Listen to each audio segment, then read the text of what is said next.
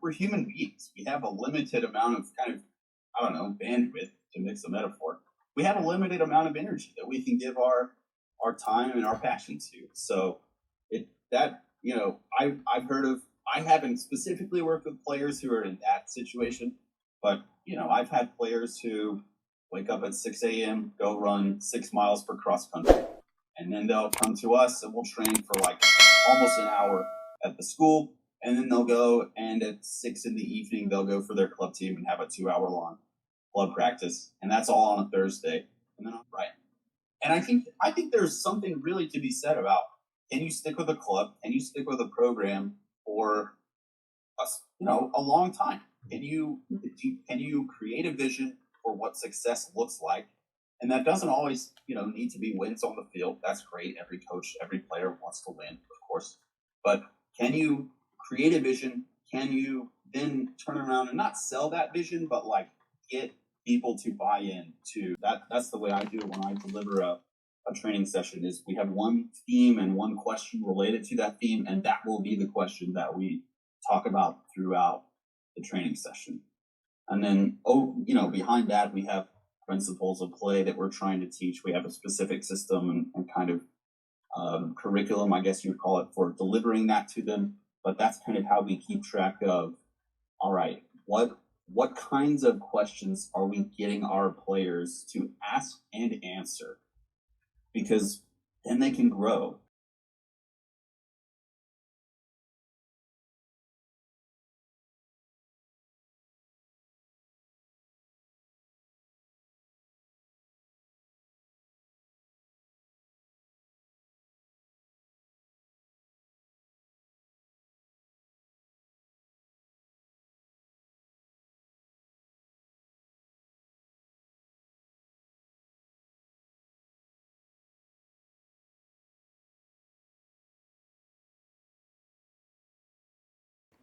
Hello and welcome to the Reflective Coach podcast with me, Coach Luca. As always, I hope you've been enjoying the recent content which has been released and that you're continuing to reflect and learn each week.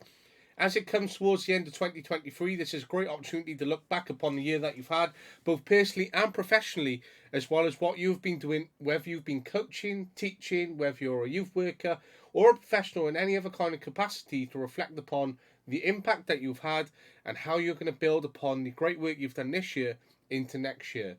It's also a great opportunity to look at ways of developing your own practice, and it's great to listen to the insights, the experiences and the opportunities to listen to the podcast week in, week out, add into your own learning journal so you can build up a bank of resources and really prepare for the year ahead whilst continuously reflecting. We're coming close, and the final few episodes are going to be released ahead of the end of 2023, with some fantastic episodes lined up for 2024 and already building and preparing for that year ahead.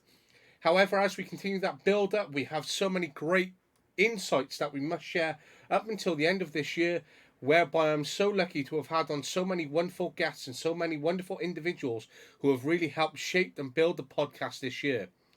This week, I'm delighted to welcome Coach Hutton Sharp. Hutton not only drops his class for the way that he dresses, but he drops some true class on the pitch as well. I really enjoyed this episode because he interlinked teaching and learning with coaching, which has been a consistent theme along the podcast, whereby I've spoken to so many educators who can really relate coaching and education together. It's great to link these insights because not always is coaching linked to teaching, but yet they form so closely together to really support one another. However, one without each other can possibly undermine the work of each other, because there's so many great aspects of each that we can really build upon and build within the work that we do. I feel that it's impossible to deliver teaching without some coaching, and vice versa. However, me and Hutton talked about soccer and taking breaks within soccer, the importance of this for coaches, for players, how this may look, looking at the season, looking at periodisation.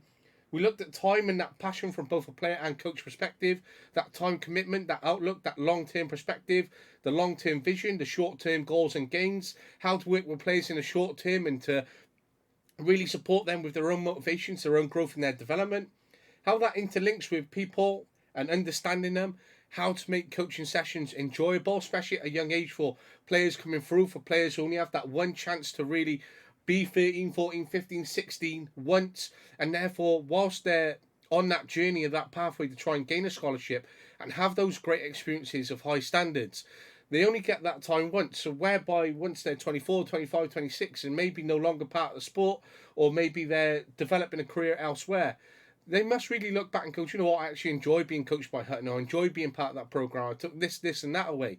You don't want them to close the book off entirely going, you know what, there were some good learning experiences in that, but I tried to not reflect. I try not to spend my time thinking about that because I didn't enjoy it. I had a harrowing time. So if they can enjoy it, and even if they step away from the game in the future and look at other alternatives, it's really important that they have that fun, that enjoyment, because there's nothing worse than taking time off people, genuine, legitimate time, which can no longer be given back, and that they can't enjoy it. Hutton spoke about his vision as a coach, both in terms of his principles, his playing passions, his outlooks, his perspectives, and therefore, once we were talking about these insights into principles, how a game plan, how a framework, how a philosophy may look, we asked the key question whether patterns actually exist and whether this is something to really instill within the game, whether we want to try and set players up with solutions, whether we want to try and set them up with scenarios, or should we avoid this altogether, whereby we're making players too robotic, and whether patterns should actually exist, whether they do actually exist, or whether they do take place. So it's a great little insight because everyone's perspective differs on this and creates a great learning insight, a great topic, a great area of discussion. And therefore we interlinked with inference skills, and inference skills is something which is really lacking in some of the young people that I'm working with right now. And therefore inference skills are a really important consideration from a teaching, learning and coaching aspect of how they really relate to one another, and how we must develop this within our players so they can problem solve and work out issues on the pitch immediately and have the skill set to offer that mindset, to offer those problem solutions to what they may face in those split seconds. We talked about helping others. We then talked about coaching principles, patterns, objective principles, a framework for understanding the game, asking questions and being curious, whether this can be coached, whether this can be taught, whether this is an intrinsic value of each person that we work with, or whether we can really develop and push this level of each individual that we work with even further. We talked about ongoing learning, ongoing ambition. How can we categorize ambition as well, which is a really interesting consideration and point. We talked about passion. We talked about mental health, reorganizing, re-energizing, visions of coaches and that pathway, the vision for players and their own growth, problem solving, technical ability, specific actions. Are we coaching the players or the team? Are we training the players or the team? We're looking at multiple perspectives, both as coaches and players, and how this plays into a different mindset and consideration. We talked about the ABC, which is a really interesting learning point here from Hutton. Actions, brains and character. I really love this ABC, and something so simple which can really be built upon within the program and with a framework which can be so important for that development of players. Something which I've been delivering recently within my own teaching practice has been APE, so attendance, punctuality and effort. Something to really have minimum expectations across 3 principles for some of the learners that I work with in terms of what we expect and how we can work with them, therefore building in those characteristics, how they can turn up punctually, that commitment which they can give, and everything else which builds into that. We talked about self-intelligence, the object of actions, expectations, language and objectives. Wow, there is so much within this episode, and I really love talking to Hutton because there is so much to really take away and so many wonderful insights. I've been really excited to release this episode because it builds upon the wonderful episodes which have been out recently and adds another true wonderful guest to the list which you're so lucky to listen to and take so much from. What a great day to listen to it. Christmas Eve, the day before Christmas. So whilst you're preparing for Christmas dinner tomorrow, and you may be cooking away in the kitchen, or you may be preparing in other ways, this is a great opportunity for you to get the podcast on and really listen to this episode. I'm so grateful to Hutton, and this episode really interlinks with Dominic Rutin's episode in terms of teaching, learning, practice and coaching, and those takeaways across both those areas, components and elements which are really important to build upon. Now, I hope you enjoy this episode as always. I certainly did on the playback. I did on the original recording. There is so much within this, so continue to add to your learning journal, continue to add to your reflective notes, and build and prepare for the year ahead whilst looking back on all the things that you've enjoyed this year and really taken away. You can listen to the podcast on Spotify, YouTube, Podcast Addict, as well as finding it on Twitter and LinkedIn, as well as Pinterest and TikTok. Every subscribe, every like, every follow, every comment which you leave really does help the podcast grow and share the wonderful insights and guests which feature on the podcast. So do drop those subscribes and those follows. Please share away within your communities and those closest to you. There is so many wonderful insights which really need to be shared with those selves in the wider community which is really there to offer. You can follow the podcast on Twitter, which is at TRC Podcast_. As you can see on screen, I'm at the _Luca96. It is the Reflective Coach podcast everywhere else. As always, I appreciate your time. Enjoy this episode with Hutton Sharp. It's really a true one to take away. Don't forget to drop that like, that follow, that subscribe, that comment. It does help. But this is Hutton Sharp on the Reflective Coach podcast with Coach Luca.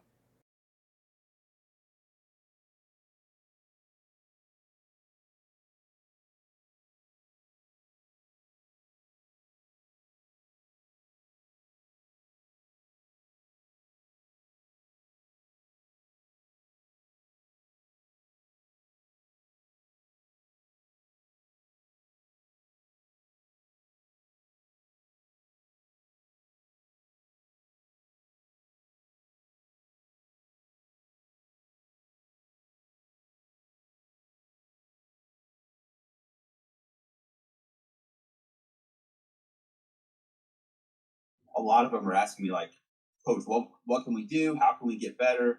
And the very first thing I tell them is just take a break. Just take a break. I promise you, technical ability with the soccer ball is kind of like riding a bike.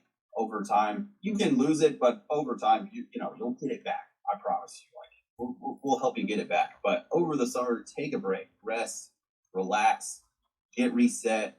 Get your mind right, because the school year is really long and they're so involved and they're doing so many things. And I just want to tell them, look, have a good time, be a kid, because that's what you are.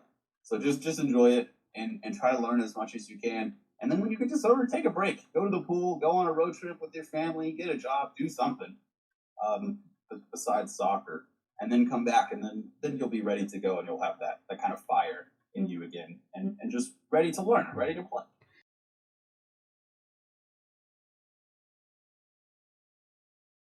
For putting this together. That's right, no problems. Thanks for being flexible and allowing this to happen, especially a week later. Really appreciated. Yeah, no worries. Hope everything's good for you. Yeah, not too bad. It's a wet, windy week this week, and I'm hoping that's not signs of things to come, but hopefully all positives to come. Yeah, hope not. That's the complete opposite for me. It is super dry and super hot. Yeah, it sounds something to be jealous of. Yeah, we've just hit a massive rainy day here. It's literally been non-stop since last night. Crazy. So I had to drop my parents off to the train station this morning because it was their wedding anniversary on Thursday. So they've gone out to celebrate like today together. So I dropped them off, and as I was driving, I was like, I'm so glad I'm not coaching like I used to coach on a Saturday morning in this weather. I know. That'd be brutal. Yeah, I don't know how y'all do it. I used to do it. I had my own team, so I'd be at the pitch 8:30 in the morning and pitch like this. So you'd have to get your goals out, set them up, and you'd be covered in mud even before your session started. Yeah, before anyone gets there, you're all the battle scars. Exactly. So when the players are turning up and parents, I'm like, these are fresh clothes. They're not dirty. They're just I've been here an hour. Yeah, I promise you guys. I know what I'm doing. I have the washer and stuff like that. That's fun. That's it, yeah. So how's your week been, all right, or? Yeah, pretty good. So I'm a teacher by trade, so the team that I coach is part of a public school, so we're on summer break right now until the first week of August or so. We'll go back, so my days are filled with just doing little home projects, rearranging stuff.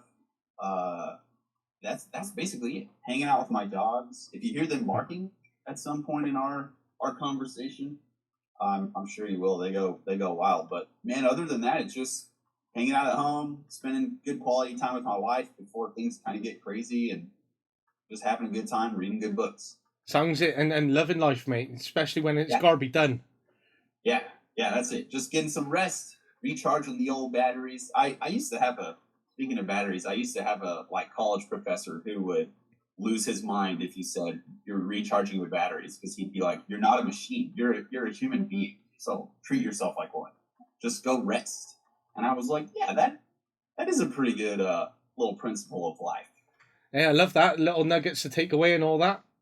Yeah, yeah, Yeah, so likewise, I'm a teacher myself. So yesterday was our final day, and I'm feeling shattered as a result of it because we're moving into a new classroom. So I've had to move two different classrooms from two different buildings into a third building. So yesterday was such a great day to finish on, but I'm feeling it yeah. today. But feeling the drag. How long are y'all's school years? Is that kind of I don't know how it works over there.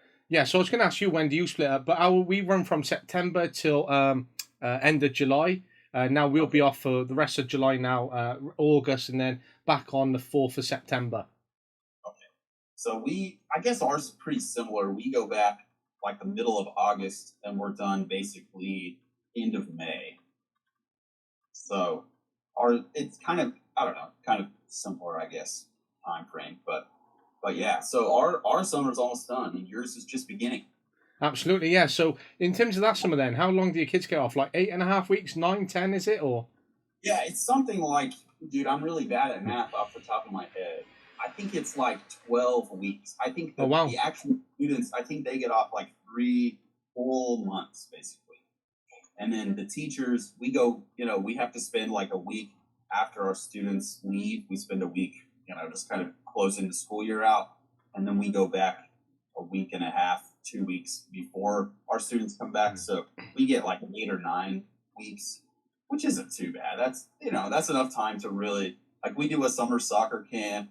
And then my family does a family vacation where we take a road trip, go somewhere and hang out.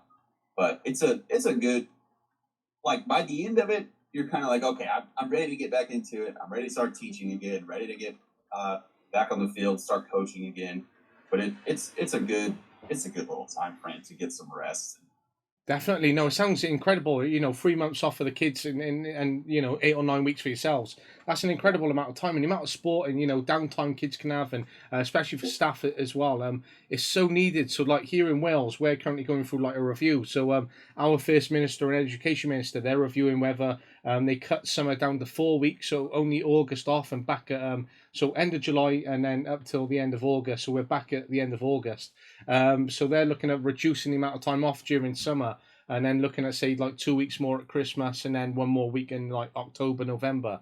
But reducing it down to 4 weeks just for a call for summer. That's tough going because the kids are like so shattered. You think by the time they've had 5 lessons a day over 5 days a week, times that by the yeah, amount of weeks they're in, then all their extracurricular, then their sports clubs. It's an insane amount of time for them. Just go, yeah, there's 4 weeks, have some relax and get back ready to go straight back in. yeah. That does not sound like enough time.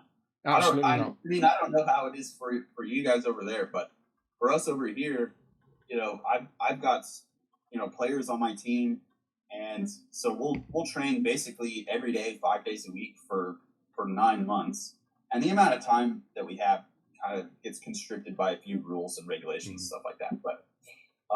But a lot of my players are also playing like a club team, so that it's not affiliated with the school. It's just a local club team. So they're playing like two soccer teams, and I've got more players who also run cross country or also do track, which is in like March, April, May. And so by the time we get to summer, and then they do some summer club soccer stuff. By the time we get to summer, a lot of them are asking me like, "Coach, what can we do? How can we get better?" And the very first thing I tell them is just take a break.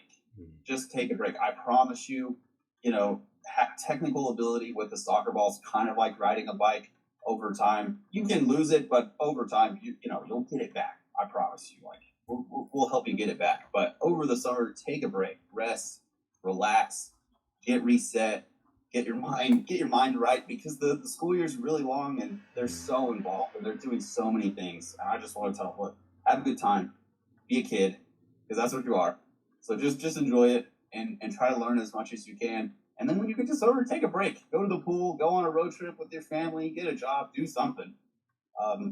besides soccer, and then come back, and then you'll be ready to go, and you'll have that kind of fire in you again, and just ready to learn, ready to play. And that's what they need. They need just that complete break off from doing anything at all. So yeah, they have this FOMO, so a fear of missing out, that they're not doing extra training and trying to push themselves. And yeah, I get extra training and get trying to be the best player and come back ready. But if you've spent all summer, completely grinding yourself, Wonder-Ones, fitness and all that, by the time September comes around, then you're actually going to be not first place, but you're going to be dwindling behind everyone else because they're fresh and ready to go. Yeah, I totally agree. I wish I had you here in person so that you could chat with some of my players and be like, hey, it's not just me. I'm not being crazy here. There are other people who like, hey, it really is okay to take a break. You're not gonna miss anything. The world's not gonna end. It's gonna be okay. Just go be a kid. And that's it. They got to make the most of it, because there's one kid in the back of my mind, and I used to coach him at, say, pre-academy. So what we would justify as pre-academy is 6, 7, 8s. So I coached him around that age group, and then his dad ended up following me on Instagram, dropped me a message, oh, hey, how's everything doing? So-and-so really misses you. He had a great time when you coached him. Just wanted to let you know where he's at and what he's doing now. So as I got chatting to the dad, he was like, right, he's currently at this academy, and he's playing grassroots, and he's getting 1-to-1. And he said, so he's training 7 days a week. I was like, right, so this kid's like 9, 10 at this point, and he's training 7 days a week with games involved as well, and you've got him doing 1-to-1. I was like, he's going to be so burnt out by the age he's like 13, 14. He's not going to want to do it anymore. Like I said earlier, we're human beings. We have a limited amount of kind of, I don't know, bandwidth, to mix a metaphor. We have a limited amount of energy that we can give our time and our passion to. So I've heard of, I haven't specifically worked with players who are in that situation, but I've had players who wake up at 6 a.m., go run 6 miles for cross country, and then they'll come to us and we'll train for like almost an hour at the school, and then they'll go, and at 6 in the evening they'll go for their club team and have a 2-hour long club practice, and that's all on a Thursday. And then on a Friday they wake up and they run cross country, then train with us, and then they're not training with their club team because they're traveling, doing a 6-hour road trip to play 2 league games, and then they come back and then they do it all again on the Monday. And I'm like, guys, at some point, this vision of wanting to be the best, wanting to use youth soccer as a kind of springboard to get to the collegiate level, that's great. I did that. I put in the years. I did the grind, all of that fun stuff. But the amount of burnout that I see, and players, they get to 17, 18 years old and they're like, I have the ability, I just don't have the passion anymore. I don't want to do it. I've been doing it too long. I've been doing too much. And that to me is kind of sad, because at the end of the day, this is a game. We're doing it primarily for fun, to grow as people, to grow with people. And so if it burns you out so bad that you don't even have a passion to do it. And I think we've all been there as well. I'm not saying this hasn't happened to me, but if you're doing it so much that it really takes away the joy, then I think maybe that would be a good time to step back and ask yourself, why am I really doing this? Why am I putting in all this effort? Am I just trying to use my current team to get somewhere else? Or am I just doing this because I think it'll help me grow as a person? I think I'll really enjoy it and I have a passion to do it. I think that's a serious question that a lot of coaches and players should ask themselves. Absolutely, and that's a critical question in itself, and I'm glad you've had that reflection point, because even for us as coaches as well and professionals, we can reflect in that own sense as well, and platform. So I remember having a sort of period where I wasn't enjoying the football as much, so I've gone into a real elite level in terms of our academy. I had such a great team, but I found it so intense, and it really took away from the fun and enjoyment I was having with the other teams I had, because there was this higher expectation that we're working with elite players, so you have to deliver what's seen as elite sessions. And I remember engaging in conversation on LinkedIn, I think, and my head of phase ended up seeing it. And then he came and approached me and said, look, where do you think you're at this time mentally? And there opened a good conversation. He was able to understand that I was just not enjoying it. And he said, do you want some time out? And I said, yeah, I just want some time out. And then I just continued grassroots coaching at that time. And I love coaching grassroots because I've had them for like 5 or 6 years at this point. They're like my own little second family. And I really had the enjoyment with them. And then at the end of the season rolled around, he said, "Do you want to get back on board for next year? Are you ready?" And I said, "I don't think I'm ready to come back yet. I'm this level that I'm at is something that I've always aspired to, but I just haven't enjoyed this last year. This has been the least enjoyable. So it's been a good reflection point. So I took that time out, and ever since I've just moved into a scouting capacity for that club. But even as coaches, we have to sort of regulate when we have to take a break and just go, right, that passion isn't there. I need to just re-energize and go again." Right, right. I think that's such a, I don't know. I don't know if it's a peculiar kind of American thing. I don't know if you guys struggle with it over there, but it to me this seems to be one of the kind of major issues right now in our coaching over here is a lot of coaches are mentally, physically burned out. They just don't have time to reflect, don't have the passion to do it. And I think that really, really can make you suffer. And I think it can make your coaching suffer and your training sessions can suffer. And then at the end, of course, the players are going to suffer from that as well.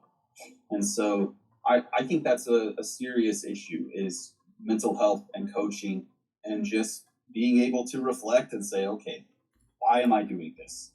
Am I doing this because I think I'm the new Pep Guardiola and I need to get as high as possible, as quickly as possible on the ladder? Or am I doing this because I live in Amarillo, Texas, and I think that these kids who play soccer deserve to enjoy playing soccer? And I think I can help them do that. I don't think I can be the only one who's helping them do that, but I think I can be just one little piece of the puzzle, just one little chapter in their story of, okay, how did this person enjoy being a kid playing soccer growing up, and how can a coach like me in my position help them do that just a little bit. I don't want to have too high a view of myself, but how can I help them do that, to the best of my ability while they're with me on my team. I love that, and I think that's such an important insight as well in terms of how to stipulate some sort of level of thinking in terms of where we want to go and how fast we want to do it, and regulating again where we're currently at. And there is no rush in terms of it. We don't have to go out and aspire to get to the highest levels, but we have to do it within a certain time frame because, as we said, we're having an impact on kids. We have kids that we work with, and I've seen coaches at uni level get into clubs because it's part of their course requirements that they have to coach at a certain level and they've got to do certain hours. But whilst they're doing that and they're gaining that experience, if a few of these coaches are coming in, stepping on the kids in terms of just coming in, getting what they need, going, and then they're doing that to a few different clubs so they can climb through the ladder, then what real impact are they having on those kids? So those kids are going to be like, this coach has come and gone. We've had transition, we've had changeover, we've had lack of commitment, and they've had all different frameworks and ideologies which have been delivered to them, and sometimes that's a good thing where they've had a mix, but then they've had so much inconsistency it's really impacted them. And I'm seeing so many coaches come and go, whereas I've been with one team for a few years and many coaches gone. I'm the only stable block for this team and these players which they've had. Right. And I think there's something really to be said about, can you stick with a club, can you stick with a program for a long time? Can you create a vision for what success looks like?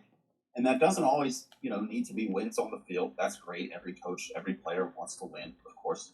But can you create a vision? Can you then turn around and not sell that vision, but get people to buy in to the vision that you've created? And then kind of see growth over time, both in yourself and in the players that you've been there. And I just to your point, I don't think you can do that if you're constantly using teams and clubs as a springboard to go somewhere else.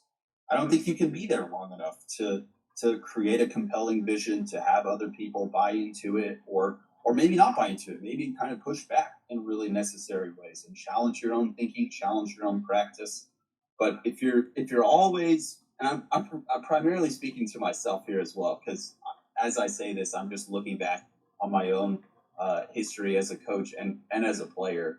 If you're always looking for what's next and the next best thing, that's when you're going to miss all of the great things that are going on right now. Even if you're in one of those really kind of bad moments, there's still some kind of good things that you can find. There's still some light out there that you can try to attend and latch on to. So if you're always looking for what's my next opportunity, when can I move and grow and do all of that stuff. And I think there's a lot to be said for ambition as coaches. I think we really should be ambitious.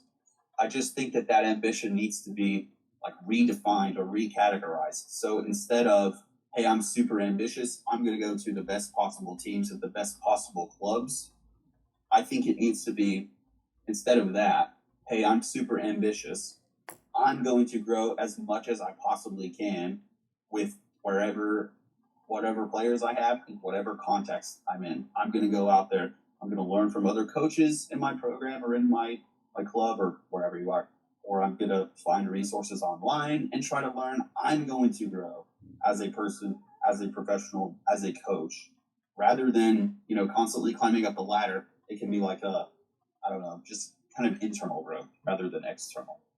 And that's it as well. And sometimes we think by that ambition, we're really going places and we want to excel ourselves. But whilst doing that, we can miss out on what can be great moments and great times as well.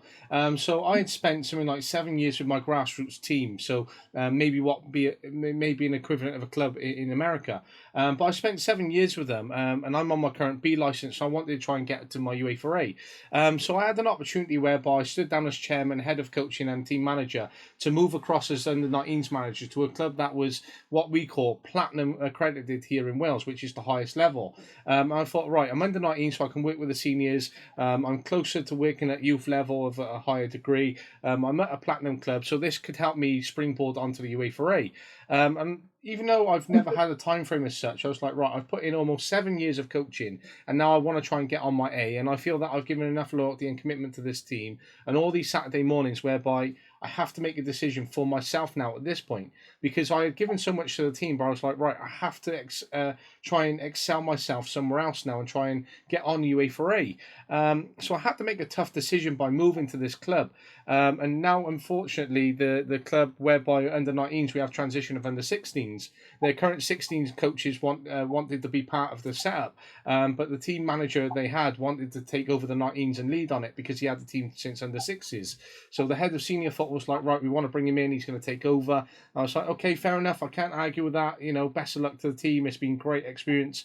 And then the club that I left had transitioned to be part of a bigger club, and they would transition from team coaches into head of phases and a part of a huge club now.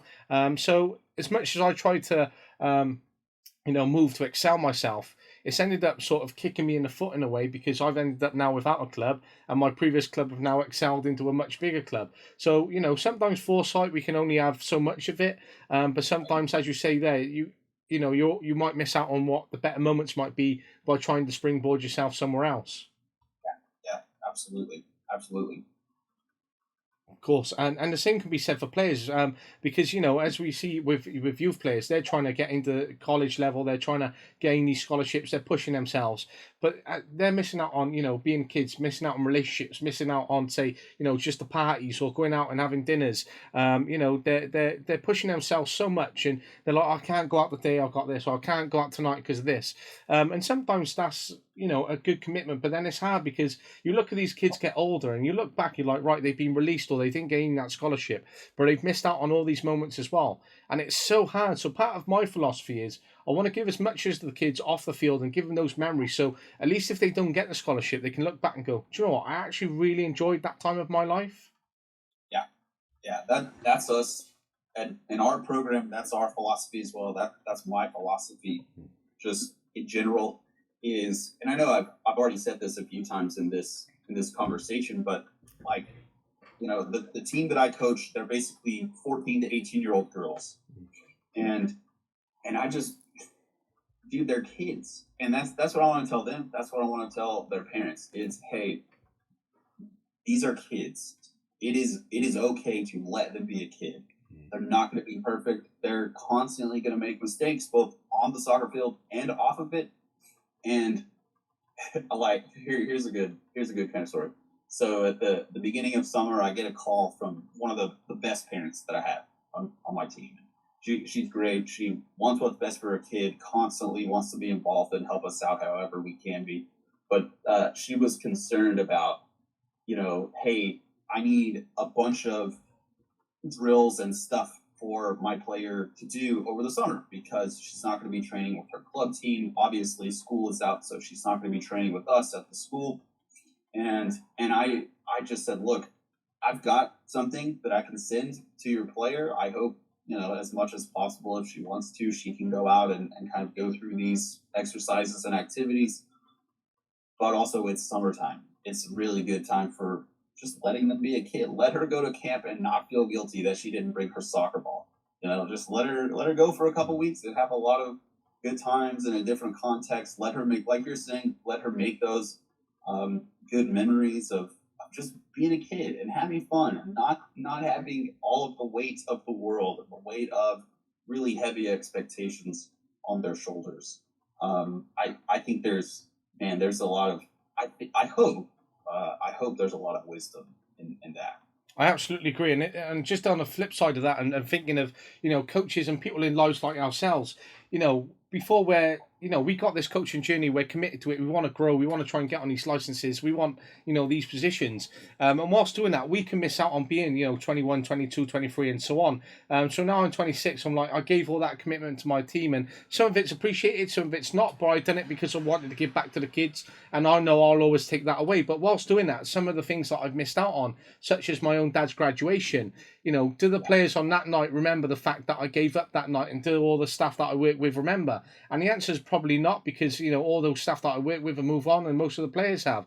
So that's something that I missed out on, and something that I do regret, and something which I take away now, which I've learned from, is sometimes I have to miss the coaching sessions and miss some of the games just to have those moments back in my life, to try and make the most of them. So therefore, I don't want to get 27, 28, 29 to still be missing out on those live moments, and then at the age of 30 going, oh, look, I'm 30 now, I've missed out on all these moments, I can never get them back, and my life is taking another direction where I might have kids, or I might be married, and therefore my other commitments, start to alter in other ways. So, you have to really consider where you're at and what you're doing in life, and enjoy what you're doing. So if you are at 30 and at a point where you're like, right, I'm ready to set, I'm ready to do this, you can go, yeah, I'm happy with that, I've done this, and if opportunity comes up for that again at some point and I can accommodate it, I'll make it happen. Yeah. I think that's, as someone who is 30, who has been in that exact situation, that's my story, is you're constantly having to decide, what's more important in life. And to your point, I think, look, life and the relationships and the people who are in our lives, those people are always going to be more important than soccer. Mm. Now, I think soccer is incredibly important. I think it's a vehicle for teaching all of life. I think you can really learn a lot of things, and gain a lot of wisdom from soccer. But we're human beings, and we need connections with people, whether it's family, whether it's friends, whether it's our actual players, and I think stopping to consider those people and those relationships, and how we can learn from them, how we can grow, how we can help each other, I think that's the most important thing that we can do. Mm.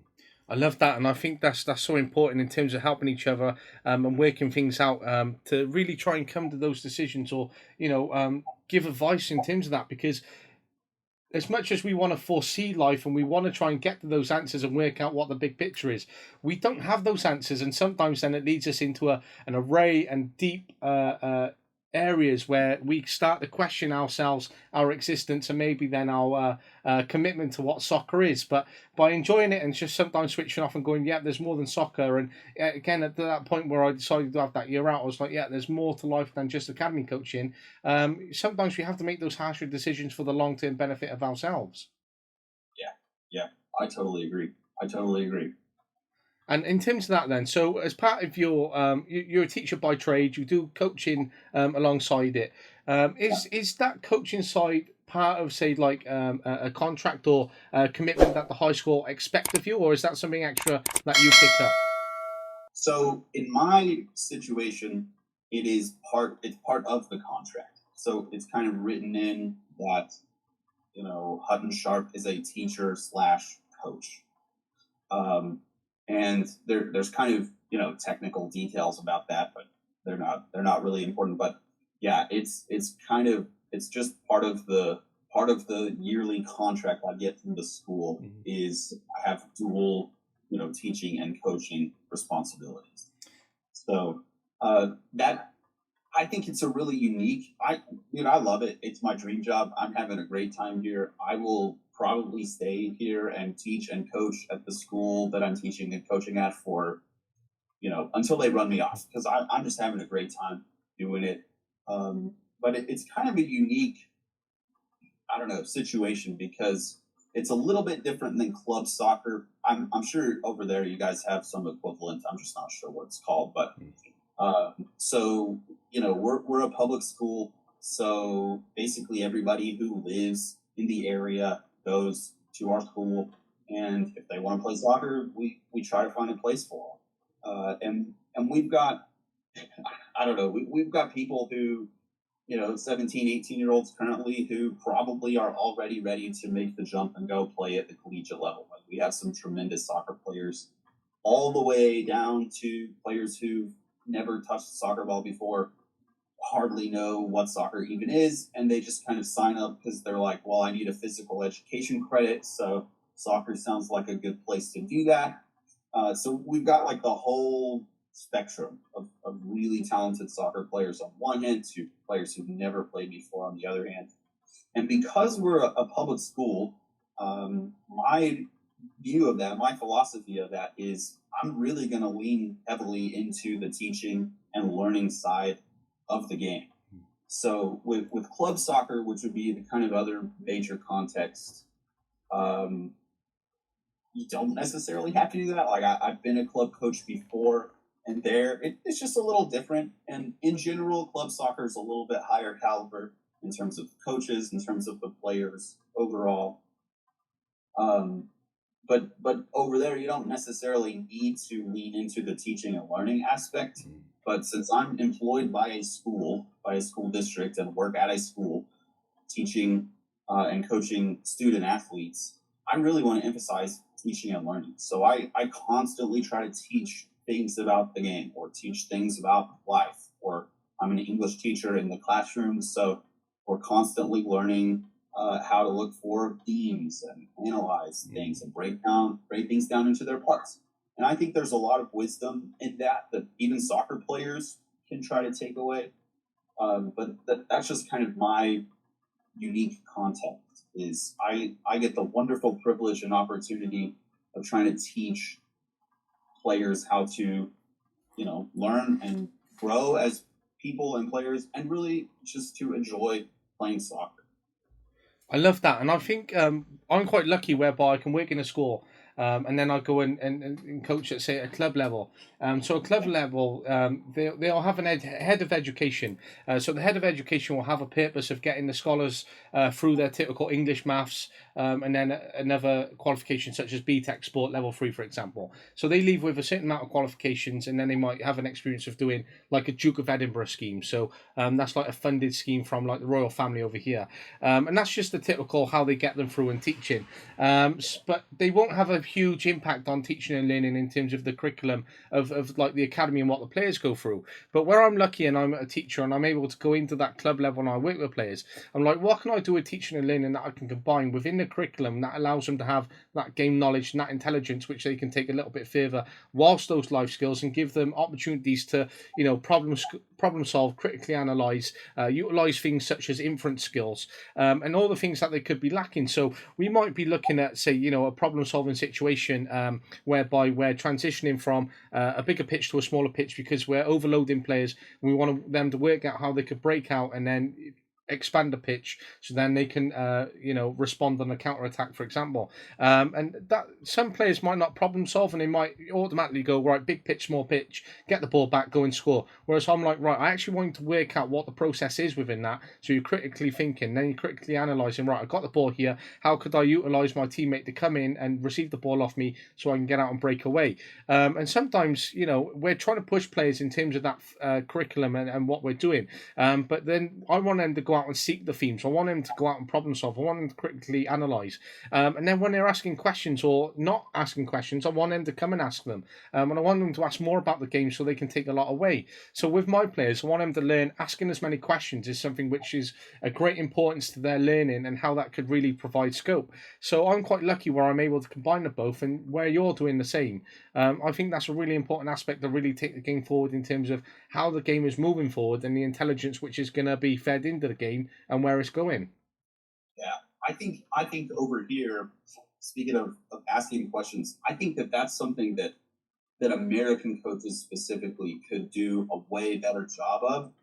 Is in my past as a coach, and then as I kind of look around at the American soccer landscape, what I see primarily is coaches who have a lot of knowledge, just kind of trying to dump a lot of that knowledge and info onto their players and not really try to get them to ask questions. Okay, like, how do I actually do that now? Or why is this particular principle maybe better than others? So when you're talking about, encouraging your players to ask questions and to be curious and try to learn, I think that's over here something that we could do a way better job of with our players, is getting them to understand the kind of philosophy behind why certain things work and why certain things are better than others. Because it's a pretty objective game. I mean, the team objective is to win, and we do that by attacking together and defending together, and then you can break it up into different phases along there. But instead of what I see over here as I look at a lot of youth coaches is, they'll set up their team, and then they'll give them like really explicit, really specific instructions, but they haven't really worked together through like, okay, why are we actually doing this? Or why does this thing work in this moment or phase of the game versus another thing? And so the players are just kind of, I don't know, repeating or going through like rote motions. And so they can do that, but they don't have the deeper, like, they don't actually understand the game. And I know that's way overly simplified, but we do a good job, I think, of getting players out there and getting a ball in front of them. We don't really emphasize, hey, this is a decision-making game. Mm-hmm. So if you're, talking about making the pitch smaller and then expanding like on the counterattack, all of that is a decision. Okay, when do I need to move? Does my teammate need to move? When do we need to do that? What kind of pass do I need to play? What does the weight of that pass need to look like? I think over here we do a good job of training technical ability in players so that they can do all of those things. We just don't consider the decision-making aspect which goes behind them, which is kind of why I see a lot of our teams struggle with decision-making in the final third, decision-making of, playing the ball from the kind of middle phase or middle third into the final third. A lot of times it's the wrong passing there. And to me, that's a signal of, okay, we're doing a good job of training technique. We're doing a good job of making really good athletes, but the decision-making is lagging behind. And I think that's something we could do a much better job of, getting our players to ask a lot more questions. I love that, and I think that's something which is great in terms of how you give those examples of what questions can be asked and how they can. Because as you're asking those questions, you're asking them in multiple ways as well. You're drawing out answers in different ways and drawing out different methods of thinking. So you're developing those processes whereby players can start to think about situations in different ways, and therefore they're going to apply themselves maybe in a week after in a different context, and therefore you can build a bigger picture from, say, 4 different weeks of how that may look, and then you can ask even further questions. So then that level of intelligence will naturally increase over a period of time. And I think that's such importance to ask. And that's something which I've really taken away. And when I even brought my players in and we started to deliver different types of feedback. So whether we've had terminal feedback whereby the players have come in, it's stopped, and then we're having those group conversations. That feedback is lots of questions. How did you understand that? What did you take away? Why do you think we've done that? What position do you think you could have been in there when you received the ball, and what do you think could have happened after? So by continuously asking, they're going to learn more than, right, this is terminal feedback, this is what I saw, this is what I'd like to become, this is our objective. Therefore, the players are thinking about it, and they're having an input in terms of what we've expected from them. Yeah, absolutely. I try to give, when I'm delivering a training session, what I'll try to do is before the session even starts, I'll get the whole group together and say, okay, today we're going to focus primarily on whatever it is that we're going to focus on, creating, I don't know, passing options from playing out of the back, something like that. But then when I say, okay, here's our theme, our basic question is, when my teammate has the ball, can I get into a space and then fix my body so that I can receive the ball and then go forward? That's the basic question. So then throughout the training session, I will continually ask that question of every single player in as many moments as I can. Hey, can you get into a space and fix your body so that you can carry the ball forward when you get it, if we're trying to play out of the back?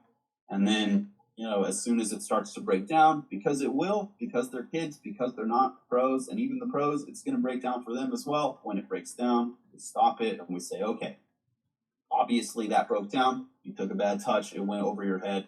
You gave it away. The other team went down and scored. Instead of, I've seen a lot of coaches over here do this. Instead of berating the player for a bad touch, we just, hey, it's a mistake. Mistakes are going to happen. It's going to be okay. It's not the end of the world. It's just a bad touch in a training session. But remember our question from earlier. How can you get yourself into a better space, fix your body so that you can receive the ball and use it? What could you have done based on that? And then I'll just, have them. And so it's just kind of, I know there are other ways of doing it, but that's the way I do it when I deliver a training session. Is we have one theme and one question related to that theme, and that will be the question that we talk about throughout the training session. And then, behind that, we have principles of play that we're trying to teach. We have a specific system and kind of curriculum, I guess you'd call it, for delivering that to them. But that's kind of how we keep track of, all right, what kinds of questions are we getting our players to ask and answer? Because then they can grow as players. Then they'll have a better understanding of the game. Then when they leave our school team and go to their club team, now they can take what they've learned with us and apply it over there. And honestly, I know a lot of the local club coaches, and most of them are absolutely fantastic coaches. So I'm sure that it's happening the other way as well. But then even, once our players have kind of taken our pathway and then they've gone on to the next level to play in college, their college coaches are going to have expectations for them, and they may be a little bit more sophisticated than what we're asking them to do. But I want to give them the basic building blocks, the basic kind of framework for understanding the game, so that whether they're with us, whether they're with their club team, whether they're in college, wherever, they can understand the game and they can really be effective team contributors. Because that's what we're trying to do, is help every single player in every single spot in every single phase or moment or position or whatever become a better contributor to the team. Because it's a team game. I love that, and I love that little terminology there, team contributors, and I love that framework for understanding the game. So as part of my philosophy and my delivery, something that I've always wanted to give my players, so the players that I spent 7.5 years with, even though I made that decision to move on, wherever they are now, whether they're still with the club that's transitioned or they've moved on to other clubs or they're with an academy, I've given them the framework and I've given them the opportunity to have as much game intelligence whereby even though I'm no longer with them, they can go in and apply that in that situation. So, they've become team contributors, but I've become a team enabler by therefore giving players that knowledge and opportunity to do so, like yourself. So I think in terms of how that framework and the way that you're taking that step by step, whereby you have that theme and then asking questions around that, it doesn't overcomplicate a training program or categorization of that. So you have a theme, you ask a certain question, then you've got your principles of play and a framework behind it, whereby then you have an opportunity to deliver that in certain ways that you want to. So I think that's a fantastic way in terms of just approaching a program in what could be seen as a simple way for coaches who may be listening and taking this away. How could I structure my program, or how can I improve it? For them then to build this amazing program which you have like yourselves, and then really build upon it, because it is simple as you sort of think about it, but as you comprehend it and take it to the next levels and build around it, it's an incredible program and an incredible way of doing things which you're doing. Yeah, I agree. That one of my basic principles of coaching is we start with the game. So as I'm looking at our season, as I'm looking at our team, as I'm looking at training, whatever, we start with the game objectively. What is soccer? Okay, what is football? Football is a team invasion game that's primarily just dynamic chaos. It's not like American football, which is very stop and start, and you can kind of get away with you play for 5 seconds and then the whistle blows and it's done. Well, that's not really how soccer is. That's not how football is. So we start there and then we kind of work our way down. And I think if you start there, one of the conclusions that you'll inevitably get to is this game is almost infinitely complex. Like if we look at the systems of everything that's happening on a soccer field, you've got 11 players for one team, 11 players for the other team, one ball, 2 goals, defined space, defined time, all of that stuff, and how all of that interacts is pretty complicated and pretty complex.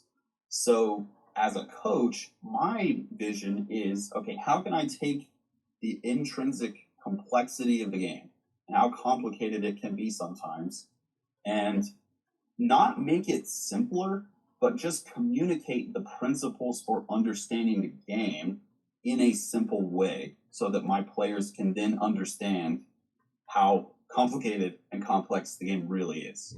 So I think when I was a young coach, I think every young coach probably thinks that they're way smarter than they actually are. So I was trying to give all of this really sophisticated, really complicated information to my 12 and 13-year-olds at the club level. And they were just looking at me like who is this dude? What is he doing? Why is he doing that?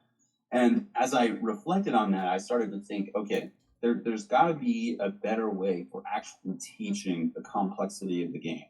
So rather than just delivering it, hey, here's how complicated it can be, maybe there are some objective principles that we can use as a team that I can deliver as a coach to help my specific team, my specific players understand, oh, okay, when I get the ball in this position, in this moment, in this phase of the game, what am I trying to do?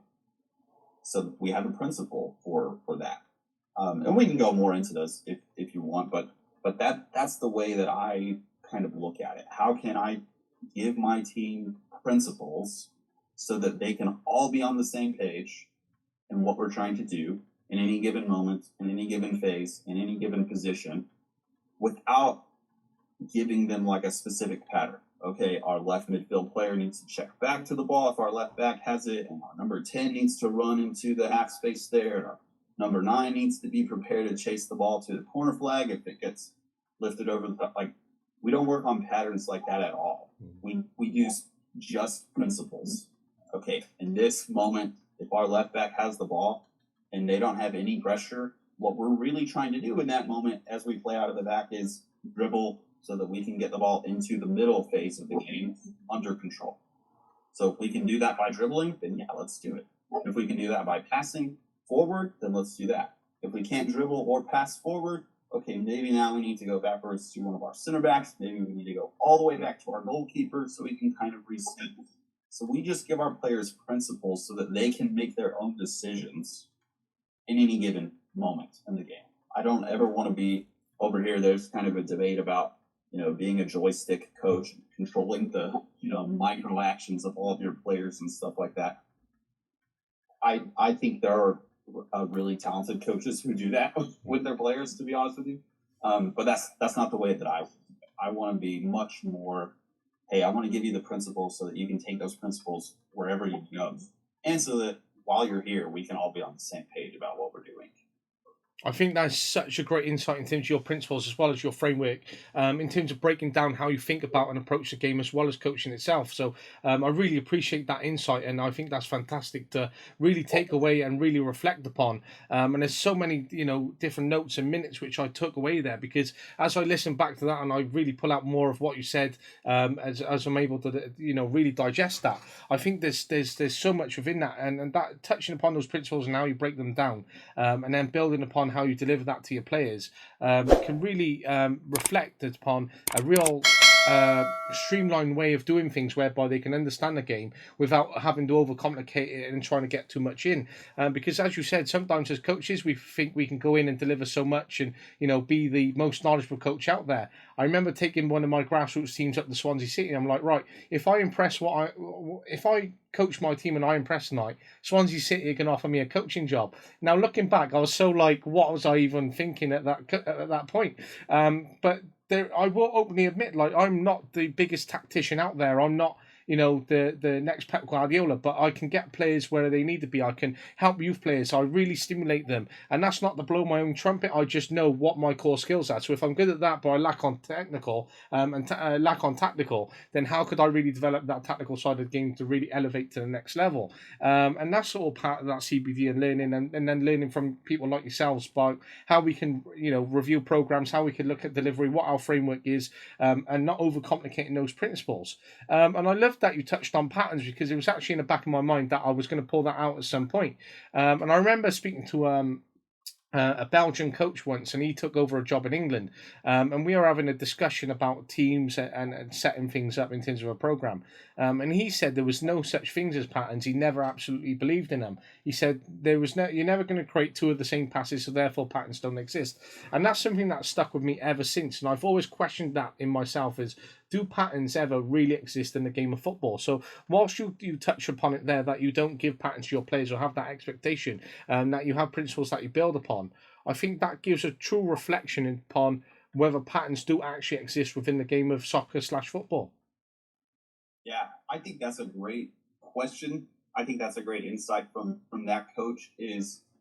I think probably I would say there are like lower level patterns. Like you can see, okay, if you watch Manchester City play, you can see basically, okay, they get the ball here, they're going to do this, and then they get the ball kind of down into the half spaces, and then they have a little cutback cross. So I think stuff like that can be categorized as a pattern. But for me and my youth team, the reason that I don't ever want to do that is precisely because of what that coach said. There will never, ever, ever be an identical moment where you've taken this first touch and you have X amount of pressure and your teammates are in A, B, and C position. Like, there just never will be another identical moment or phase of the game like that. So from my perspective, from my view, if you give the players principles, then they can take those. We try to keep our principles as simple as possible, just related to the game. It's like, okay, when we're in our defending third, when we have the ball, we're trying to pass out of the back. And when we're in the midfield third, we're trying to play between the lines. And then when we're in the attacking third, we try to play behind the lines. So it's like pass out of the back, play between the lines, play behind the lines. And then we work in training about, okay, there are basically hundreds of different ways that we can do that.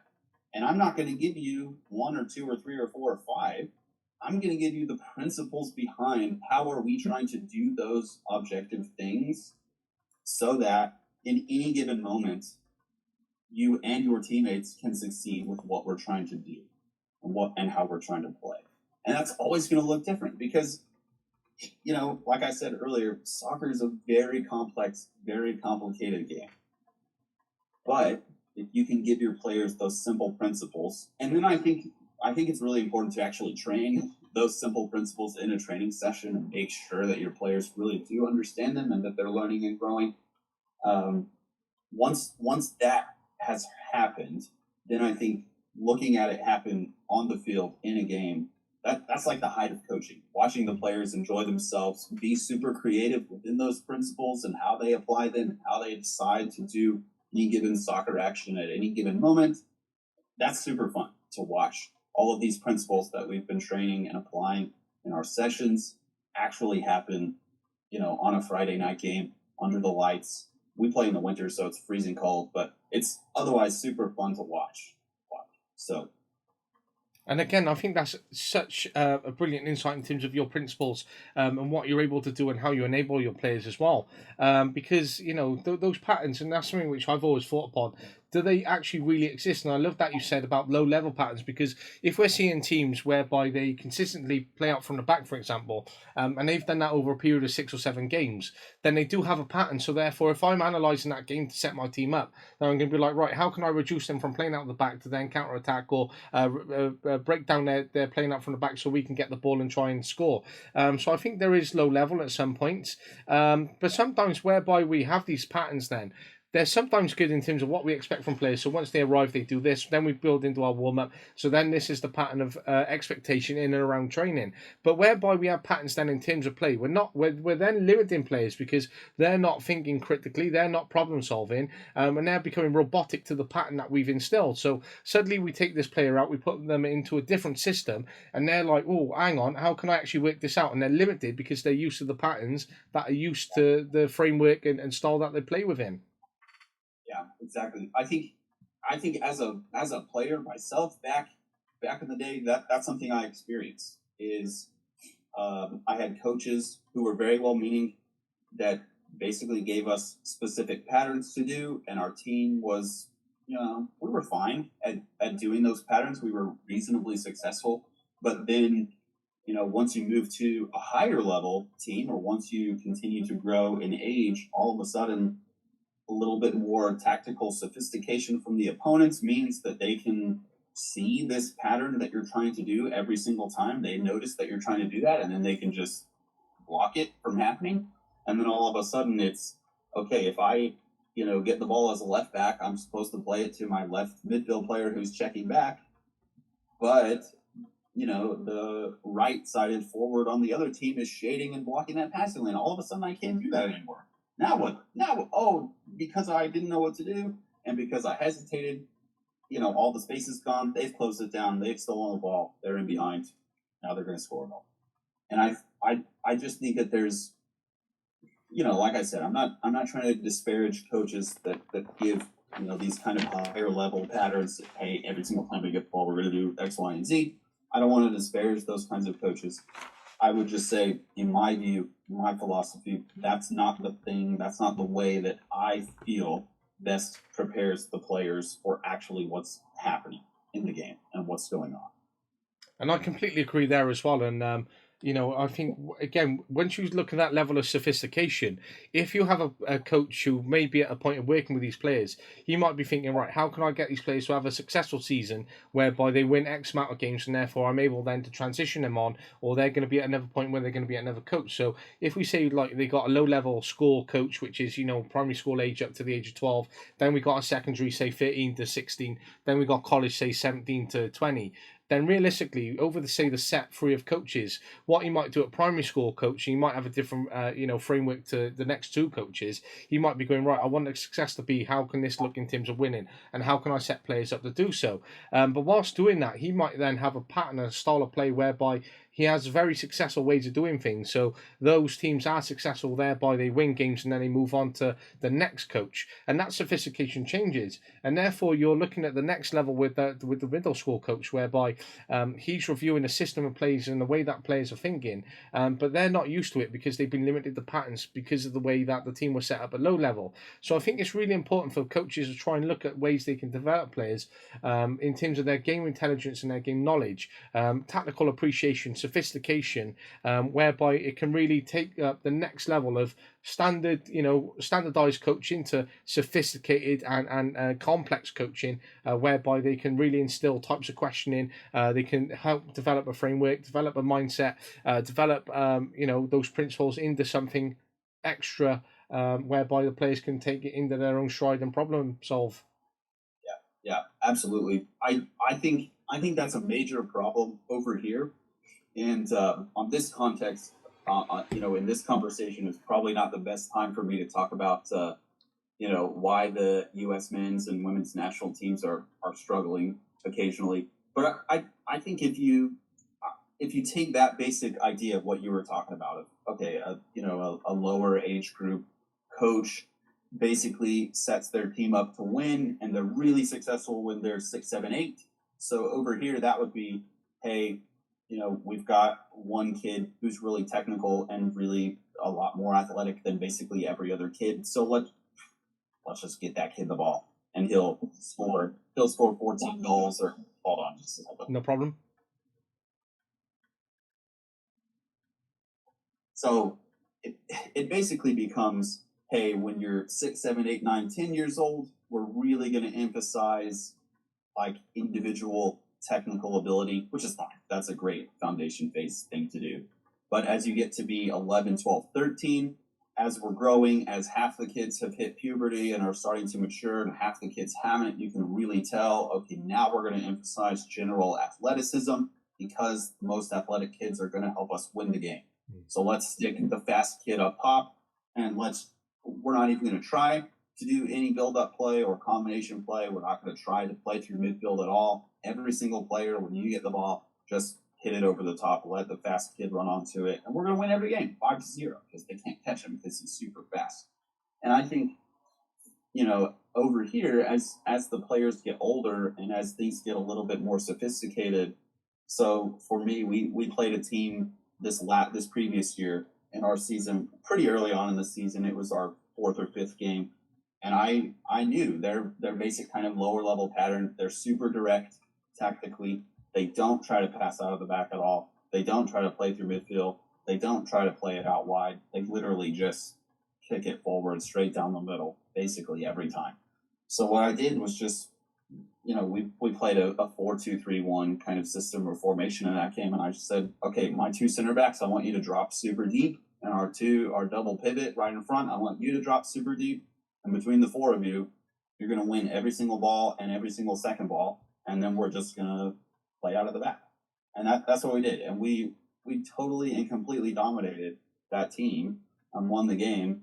And yeah, that's a small snapshot, but I think it kind of illustrates the bigger issue of, hey, if you prioritize winning rather than building intelligent players from an early age, that becomes a serious problem as the players get older, because they don't know how to problem solve. They don't know how to fix issues on the fly without their coach specifically and directly telling them how to fix the issue. They just never had to do that. So, it gets, I think it lets the players down, to be honest with you. I think that they deserve more. They ought to be challenged to learn and grow. In addition to what they're actually doing physically, their actions on the soccer field, they also ought to know mentally, okay, this is what's happening. Here's how I can fix it. Here's how I can solve this problem. I think that goes so much farther than, hey, every single time we get it, just get it to the super strong, super fast, super athletic kid and let them do whatever it is that they're going to do. I think that's a real disservice to the other 10 players on the field. And I've seen that as well. So just reflecting upon on your point there, I was coaching grassroots, and I had someone who volunteered to step up as an assistant coach. And whilst he stepped up, one of the kids was on the team. And this kid was such an incredible player between under 7s to 11s. And he would dominate most. He was one of the most technical. He could play anywhere. He was fast. He was quick. He was strong. He could score. But his dad was very old style, very old fashioned. It was all about winning. And it was just win, win, win at all costs. And it became quite a toxic environment in a sense, whereby I was a very young coach. And I was sort of pressured by someone much older than me, who was quite a dominating character. So I went with the stride and I went through the motions, and only upon learning through the worst and where I'm at now, it was quite a tough time to sort of coach in terms of that context. But whilst this player was very good technically and he was one of our better players, he ended up moving on to a different club because my approach and my style of doing things changed and altered during that time. And the dad didn't like the fact that I changed and altered it, so therefore moved his son. And whilst I was having conversations over the time, I hadn't heard of the son for quite a while, and a few years had passed. And one of the other coaches that I had at the time, who came in at a different point, he said, I've seen X, Y, and Z. I've seen so-and-so last week. They've picked up weight, they've slowed down, they're being caught up by other players, they're lacking problem solving, and therefore he went from one of the most technical gifted players to dropping right down the list, and therefore all the other players caught him up, and there he wasn't never at a level then where he was able to recover and wasn't as good as what he was once as. So he had a real good acceleration and excelled, but therefore completely slowed down because of how much he was pushed, and therefore didn't have the right mental mindset to take his game to the next level when he started to be impacted by physicality in terms of picking up weight, slowing down, and all that kind of situation that he endured. Yeah, I think changing that mentality is one of the most important things we can do as a coach. Is to say, hey, I see that your kid is 7 years old and great, and if you want them to continue on this trajectory, we're going to have to focus on more than just winning. It can't be about, okay, did we win the game? It's got to be, this is overly simplified. It's really got to be, hey, we can't just focus on winning. Now we have to focus on how, or winning in a particular way that's going to help the player grow as a player, as a problem solver.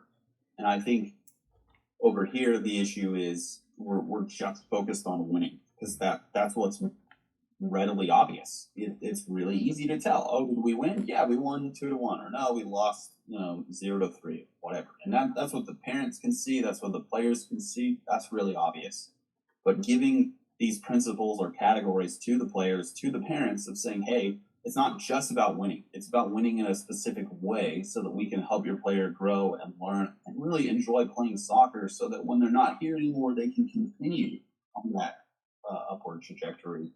That to me is super fun, and also one of the most frustrating parts of coaching, because it's really tough to kind of communicate those things to players and their parents. Absolutely. And whilst we're within that, we're in what might be seen or is a talent development environment. So, typically we're in a TDE environment. So we have different perceptions of quality. So when we have those different perceptions of quality is in terms of the different stakeholders. So that quality might be seen by athletes, the parents, and the coaches in 3 different ways. So as we bring those together and we ask the question of why are these perceptions so important, it's then because of that why and what we're delivering to ensure that quality is being delivered amongst the different stakeholders, so then they can contribute and build upon this talent development environment, which answers these questions, which supports talent and player development opportunities within a context of the framework is there to develop the player, not the winning mentality or winning outcomes which are expected in this game of football or soccer. Yeah, I agree. I think this is kind of related to what you just brought up right there. I think over here in our context, there's lots of perceptions about what the game is and what the game isn't, and what is the most successful aspect that a player can have. And I generally, as I look across the landscape of American youth soccer, I think coaches do a pretty good job actually of developing technical ability in players. But that technical ability is never really married to a decision-making ability. And so, who really cares if you can take a technically perfect first touch if that first touch goes straight into pressure? Mm-hmm. Or, who cares if you can hit a pass 40 yards if you can never really create enough space for yourself to actually, execute that kind of thing? And that's back to the decision-making element. And I think a second problem that we have over here is just that we tend to emphasize just general athleticism rather than sport-specific actions and abilities. And I have this, whole theory about basically every American professional sport is like the top, the supreme, the pinnacle of that sport in the whole entire world. So American football, basketball, if you're an American football player, you got to come over here to play if you want to be the best. And same thing with basketball and a lot of other team sports like that. But it's not that way at all with soccer. And I think a lot of the perception is, well, what's really happening in those sports is that we have the top athletes. And so we train them to be athletes in general. And so we do general strength and conditioning training, and we just do general athletics training. And then we give them the sport-specific skills that they need to play quarterback or running back or whatever. I don't really understand American football, but a point guard in basketball. So the athleticism comes first, and then it's the sport-specific actions and abilities.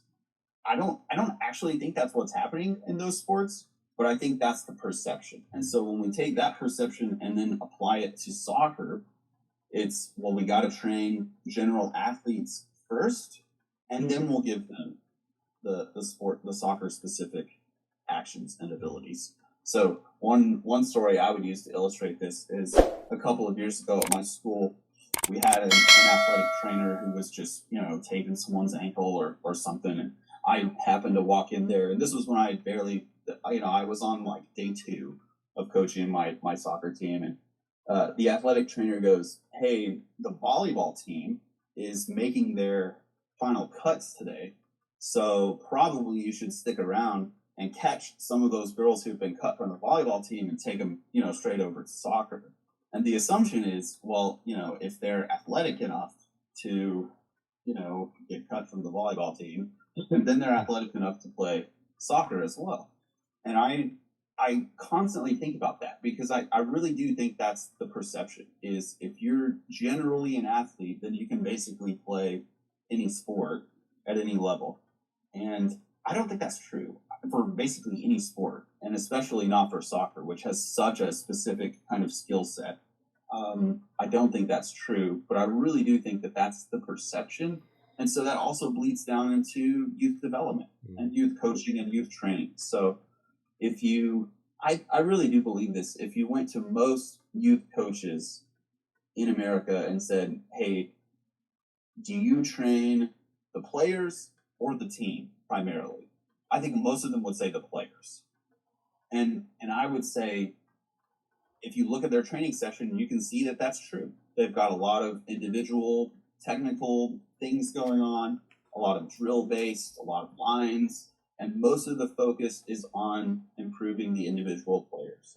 Now, I want to improve individual players. I really do. I'm a champion of, hey, let's try to get every single player as, to their top level if we can. But I think that that's also why you see such an emphasis over here on strength and conditioning without a soccer ball or in the weight room, is because we're really saying what we need is athletes and we'll give them the soccer stuff later. But I think that's totally backwards. I think we need soccer players and we'll give them the physical fitness later. Because if you can play soccer, it's way easier to get physically fit versus if you're physically fit, learning to play soccer. So it's a little bit backwards for me. And I know that's kind of a long-winded, kind of only tangentially related to what you were saying, but I think that's the perception over here is what we need is athletes, and we'll give them soccer later. I think that's totally backwards from how it should be, from how it really is. And I think you illustrate that well. And I think that you've given such a great insight in terms of that perception and the assumptions that are made in terms of, transitioning those skills from, say, volleyball to soccer because of the assumption that was made there. And I love that question, are you training the players or training the team?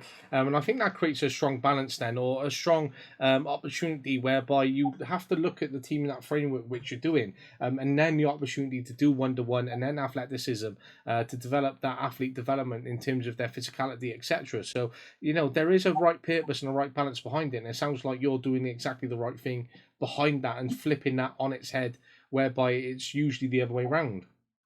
Yeah, we try. I don't know if we get it right every single time, but yeah, I think it's, just going back to that, are you training the players or are you training the team? I don't think there needs to be a radical distinction between the two. I think if you intentionally set out to train your team, you will automatically be training all of the players. That's just a necessary result, a necessary consequence of focusing on team training. But I think there's this, it doesn't quite work the other way though. So if you're training just the players, or if that's your primary focus, that doesn't necessarily translate to you training the team. So you might be training the players to do all sorts of really good technical stuff. But what does that actually mean when you put them out there on the field in a game pressurized setting? It doesn't quite translate in the same way. So I think just as a general principle, stepping back, and for me, saying, hey, we're primarily training the team and creating principles, and questions, and a philosophy, and even exercises in training to make sure that we're training the team. And then as every single individual player goes through all of that, they're automatically being trained. So it's really, I don't think there needs to be a huge distinction. I just think one really is actually more important. I think it is more important to focus on training the team rather than individual players, because, like I said, if you train the team, you're automatically training the players. If you train just the players, I'm not sure that translates exactly to what people think they're doing when they're training the team. And I completely agree with you there, and I think it's great that you've built upon that and really demonstrated that it doesn't have to be that radicalized thinking in terms of how to separate the both. Because when you asked that question or that you came out with it, I quickly noted that down. As I was listening to you speak, I was also thinking whether that is a distinction for me and something whether I've reflected upon. And I was like, that's an interesting point. I've never actually really done that or separated the both. So therefore, they've always been intertwined, and it's always been part of my natural delivery, whereby that has been a collective rather than a separation. Right. I think intuitively, as a former player and as a coach who's made the mistake and focused primarily on the players, I think intuitively, because soccer's a team game, it just makes more sense to prioritize the team in training. And of course, we have, like I said, I'm not opposed to training individual players. I have lots of players who, outside of our team, outside of school stuff, go and get one-to-one kind of private training and stuff like that. And I would always encourage them to do that. Like, go and, and try to be as good as you possibly can be. But when you're here with us on our team, this is the way that we do it. We really emphasize team training because at the end, that's what we're trying to train them to do, is play in this team game. So it just makes sense that we're trying to keep the philosophy behind training as game realistic as possible. And I think that touches upon nicely a point that psychologist Dan Abrahams makes. So he's talking about whereby there might be beliefs, then values, then expectations, and then there might be a combination of other things which fall within that. And that might all fit in terms of philosophy or a way of doing things or a framework, etc. But by us then, categorizing and breaking down every component, therefore it becomes, as he quotes, the melting pot of complexity. And therefore, because it's a melting pot and everything's been put in there together, it then all gets stirred up, and therefore sometimes players become confused, therefore it might break up. But whilst delivering it in the way that you're delivering it, and the way by you're approaching it, it sounds like you're taking away from that complexity, whereby you can have that opportunity to really streamline and support the players through that team inheritance, that team heritage, in terms of the framework that you're doing it. Yeah. I really like that quote, melting pot of complexity. I really like that visual. I think that's what, if you just going back to, I really like that quote, because if you look at what the game is, that's basically what it is. It's a melting pot of really complex systems interacting with each other. And that's, the players interact with their teammates and their opponents, and they interact with the ball, and they interact with the two goals and the space. So it really is this, this melting pot that we call soccer has a lot of different ingredients that go in there. And I think, just to try to continue this metaphor as far as, and make it go as far as I can possibly make it go, I think the perception over here is, well, if we just look at all of the individual ingredients as separate things and introduce them to the players as separate things, so we have isolated technical training and we have unopposed, sessions, or we do strength and conditioning without a soccer ball, or, we have it all kind of isolated and individualized and things like that, then they can put it all together as a melting pot on Saturday when they play. I don't think that's possible, because we're giving them the ingredients. We're not actually teaching them how to cook. And that's really what we ought to be doing as coaches, is giving them the melting pot first and saying, look how amazing this is. Look how cool this is. Look how crazy this is. Enjoy this thing. And then we'll go back and we'll talk about, okay, now here's all of the ingredients that go into this really complex thing. I love that. I think you've taken that and added even more to that, which has been great. And there are different ingredients which comes into it. So we have to look at the complexity of different programs and the way that we're doing things, and then therefore that's where that perception of quality really comes into it, and that fits into that long-term development and how that fits into a talent development environment. So then there's various ways of how we would look at the results and review it. So, for example, as we add those ingredients, we build on it, and we become a collective society rather than individualized, and therefore that importance of the team rather than the players comes into play. There's ways of looking at those results, and that is how does the group together view the environment, and how do the different stakeholders view their environment differently. So when you're asking those questions and you're putting that into play and building upon those questions, as you said earlier, it really contributes towards that holistic development environment and what you're trying to do. So as you're looking at those different concepts and putting all those ingredients into play, if you're looking at that long-term environment and what you're saying there in terms of the teaching and learning, whereby you develop the life skills to give players beyond the pitch, and what they can take to the next level, or how we can work between the segments of, say, coaches from foundation up to college level, and how we can all play a part in terms of streamlining this process.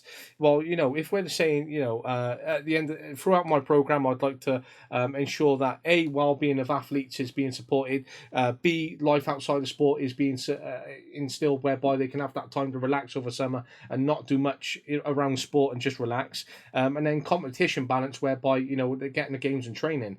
That's three different stimuli whereby you're looking at the holistic quality preparation of players through such a great program and framework of the way that you're delivering and comprehending things through the way that you're doing it, which sounds great. Yeah, and I think it just using those different, what do you call them, perspectives or I don't know, aspects of looking at it. I think that really respects the complexity of what we're doing, of what soccer is and what coaching soccer is and what playing soccer is. So being able to look at it from these multiple aspects, these multiple perspectives, really, it just kind of communicates to us, hey, this thing actually is really complicated, and that's okay. But when we kind of take a step back, we can look at it from one perspective and see one different part of it, and we can go to another perspective and see a different part. And I think that's how we learn as human beings, is just being able to acknowledge what something is for itself and then looking at it from multiple perspectives to see what else we can learn about it. So I really I like that insight a lot, the multiple aspects of looking at it and those questions that you listed. Absolutely, and well, I really appreciate what you said around it as well, because just touching upon it and the way that you're delivering things through, say, that curriculum for the institution. What I was listening to by Barney Megix, who is part of the TDE study that he's currently doing, and a great research paper was being delivered in terms of around this, and touches upon everything that you do nicely, so that we've led in such a wonderful conversation. I've been able to bring different concepts into play, but he recalls or has coined the term slippage. So therefore, slippage is terms of what Hutton brings to the program. So it's coaching autonomy, who has ownership, whereby a coach has ownership over a practice and improves things that they can bring into that environment. And therefore, you're able to have that slippage upon that program and curriculum which you're delivering, to therefore deliver those different combinations and perspectives of opportunities to support the athletes which are in front of you through the program that's created. Yeah, I like that a lot. It's called slippage. Slippage, yeah. Yeah, I like that. I like that as a concept. I like that. Absolutely, and I think it's great that you're able to have a curriculum, have a program, but then you're able to contribute in different ways and different ways of doing things, and therefore, by having that and giving the athletes the best program, as these are what then are called turnkey solutions, whereby these three interrelated domains, whereby you have athletic skills, you have health and well-being and life readiness, you're creating athletes and setting up for the future, whereby then they're people as well as players, and through the success that they can look back and that appreciation of time in those moments whereby are really important. They can look back and go, do you know what, I'm not a player anymore, or I've moved away from soccer, or I'm in a different point in my life.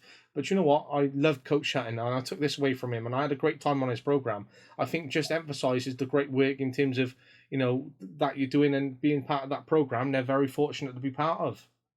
Yeah, yeah. Well, I appreciate that. I think, zooming in, in our program, when I think about specific players, in order to kind of recognize and respect their humanity and the fact that, hey, these aren't just soccer players. These aren't just students. They're actual human beings with, real live wants and needs and conflicts, which are preventing them from realizing those wants and needs. But when we kind of analyze and observe and then kind of evaluate our players, what we're looking at is the ABCs. So we're looking at actions. So that's like actual specific soccer things that they do. And then as coaches, we feel like we can observe and evaluate them in that regard, because those are things that like everybody can see. Okay, everybody can see, are you scanning the field? Can you find the space? Can you dribble with purpose? Can you use both feet? Those are the kinds of actions that we look for in our players. But then we also, just because they're human beings, they also have brains, that's the B in the ABCs, and then character. Okay, so it's actions, brains, and character. So as coaches, I look at my players and I can evaluate their actions. I can see what they're doing and I can see, okay, that's really good. That's like 5 out of 5, or that's not so good. It's maybe a 2 out of 5. There's area to grow there. But then what we do at the end of the year is we ask our players to evaluate themselves in terms of their brains and in terms of their character. So in terms of brains, we want them to think about, okay, how emotionally intelligent am I? Can I basically manage my emotions, or am I like totally always out of control? How well do I know myself? We call that self-intelligence. And that's like, what do you want to do in life? And not just like, what career do you want to have, but like, what kind of person do you want to be? Are you kind of figuring that out? And then we also, ask them to rate their like soccer intelligence. So out of all the principles that we've taught and coached this year, do you understand them? Do you feel like you know them really well? And then we ask them to evaluate their character. So how ambitious are they? How well do they communicate? Are they confident? Are they brave on the ball? And, in whatever it is that they're doing, are they responsible? Do they work hard? And so by us as coaches, we can see the objective actions that they're doing, but we also want them to reflect on, okay, yes, I want to be able to reflect on my actions so that I can improve as a soccer player, but I also need to reflect on my brains and character, because I'm a real life human being who's constantly growing, constantly changing. And that, for us, that's just part of trying to prepare them to succeed in soccer and in life in other contexts. Because since we're a school, best case scenario, a player could be on our top level, we call it varsity team, for 4 years, and that's it. And then they graduate and they go on to do hopefully bigger and better things, whether that's playing soccer or not. But along the way, we want to help them reflect on who they are and try to help them grow as much as we can in the ways that they're trying to go. I love that, and I love that ABC as well: actions, brains, and character, and then that self-intelligence and the object of actions. And I think that is fantastic and such a great takeaway to really consider, and builds upon that excellent program which you're delivering, and just furthers that insight in terms of what you're doing and how you're doing it. So I think that's wonderful in terms of what you're doing and bringing that across. Yeah, and really, I mean, as far as the actions go, that gives us really kind of objective standards or expectations for what are we looking for on the soccer field. I think that's, I don't know, I don't want to disparage my fellow American youth soccer coaches, but I think that's something we can do a little bit better, is making our language as objective as possible.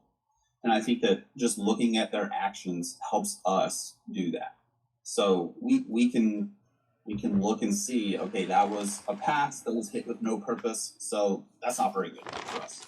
or that was a pass, it was hit with the proper purpose, but the weight of it wasn't great, so it didn't reach your teammate, or it was overhit, or whatever. So that helps give us a pretty objective framework for evaluating our players, as far as what we feel like they can contribute to the team. But then that other stuff is equally important. You don't just, when you step on the soccer field, you don't just, divorce your brain and your heart from your feet. Like you keep it all together as a, as a holistic human, and then go and play soccer. So when we're looking at our players, when we're training, we try to keep that in mind as much as possible. And the ABCs, the action, brains, and character, that's just one way of helping us do that. I love that, and I think that's further insight in terms of what you say there, and builds upon nicely. I love that you touch upon language as well, because language is so important in terms of how that brings across, and again interlinks with that perspective, especially the quality for those stakeholders, and how we bring that across. So within that, there is a power of terms, and that shapes the behaviour, and therefore that A in terms of actions and those expectations, which are maybe a sub objective or a sub outcome in terms of that A and how that looks. So rather than having individualistic societies whereby players then have different expectations or different guidelines, you're creating a collective culture whereby everyone's in it together because of these expectations as a result of the actions that are in play. And then that language interlinks with those questions and how those questions are posed to develop that game intelligence with players. So, when it comes down to students asking questions, again, that language can help improve the questions that they're asking. So, for example, as you work with students and they're getting grades and they're part of that high school program, instead of them coming to you going, "Oh, right, Hutton, what grade did I get?" then they could come across and go, "What grade did I earn?" And just by asking that, then that creates a real good emphasis about how they've approached their learning, what commitment did they give, the amount of effort which they put into it, looking back and creating a reflection point. And there's so much just by altering that question, whereby there's so many different outcomes that contributes to that game intelligence, as well as asking questions and supporting those players within that off the pitch as well. Yeah, I like the way you put it, that our language or our vocabulary or the terms that we use kind of shape the expectations that we have and that our players have of us. I really like that, because I think that's something that needs to be discussed more, thought about more, reflected upon more, is the words that we use to think about life and think about soccer control what we do as coaches, control how we interact with the players, controls how we think about the players. And so when we use, we try, and it's a constant thing where we're always trying to reflect on, or I am, how can I be even more objective, be even more clear with the language that I'm using with my players. I'm constantly trying to do that, because I don't think I'll ever be perfect at it, and I think it's just fun to try to be creative and things like that. But how I communicate with my players in turn shapes what they expect of me, of themselves, of our team, of our program. And I think that that's something that really can't be underestimated. How you talk about soccer, how you talk to your players, those are some of the most important things. And it may be an intangible thing. Like it may not be something that's immediately obvious to everybody, but I think that's one of the most important things that a coach can consider. What kind of vocabulary are we going to use to define stuff, to describe stuff, both on the soccer field, and then what kind of framework or philosophy are we going to use behind everything that we do, and how clear are we going to be with that? So I would just encourage, this is me speaking primarily to myself again, but I would encourage lots of younger coaches just to sit down and consider, why do you do the things that you do in training? Why do you do certain activities? Why do you start training the way that you start? Do you get your group together? Do you just let them do whatever with a soccer ball? Like, do you start with a soccer ball? Do you run first? Why do you do that? Because I think there are hundreds of different methods that can be really effective and help players and teams be successful. But I think you can always help your team be more effective and more successful if you sit down and consider, okay, why are we actually doing that? Does that fit with our overall philosophy? Does it not fit? Do we need to change? Do we need to throw stuff out? And so I like the name of your podcast, the Reflective Coach Podcast. That part of being an effective coach is reflecting on, why do I do this? Why do I believe this? Why is this a thing in who I am as a coach? I think those are some seriously important questions that can really help elevate every coach in the game and just improve. Well, I really appreciate that, and I love that in terms of how that comes across of the podcast name, and I love this journey which I can go on with coaches whilst on the pod, and hopefully they can lead to that outcome by the conversation we can have, which really emphasises the objective of what the podcast is, in terms of, without me, defining it and putting it out there. So I love that, and I love the journey which we've been upon, and how that comes across. So that does mean a lot. And just to touch upon that language, Dr. Catherine Johnson and Professor Joe Baker, they've recently released a paper here in the UK, and they spoke about the language games, and that just interlinks with what you say there. And in terms of language games, they define that as, we all mean different things in what we say, and they link that to what creates agency. So that type of terminology, that language, generates that beliefs about what athletes think they can do, what we as coaches think we can do, and language that defines identity. So as you said, defines something, defines someone. Defining that identity as part of that program will lead athletes to coming away from that program understanding what it was all about, and being able to go out and explore and illustrate what they've been through, because it creates important ramifications about what a person thinks of themselves, as a result of the language and the power of terms that are used within the language that we create and deliver within that philosophy / framework, that we're able to do in terms of that slippage, whereby you're creating such a unique platform for what you're doing in your program, Hutton. Yeah, I really like that. Language games, I like that. And I think it's true as well, because if anybody who's been coaching for a while knows, okay, if you set your team up and you start training and you say, all right, here's our theme for today, and then you go through training, and maybe certain players don't quite understand, maybe they never even heard the word before, maybe they heard the word from like a different coach, but that coach meant something else by it. Maybe they talk about this theme all the time as a player, but they're still on a different page than what you are as a coach. So I think just going back to that language, and the goal of what we're trying to do with our language is be as clear and objective as possible, so that my players can understand what I mean when I say, hey, our team plays out of the back.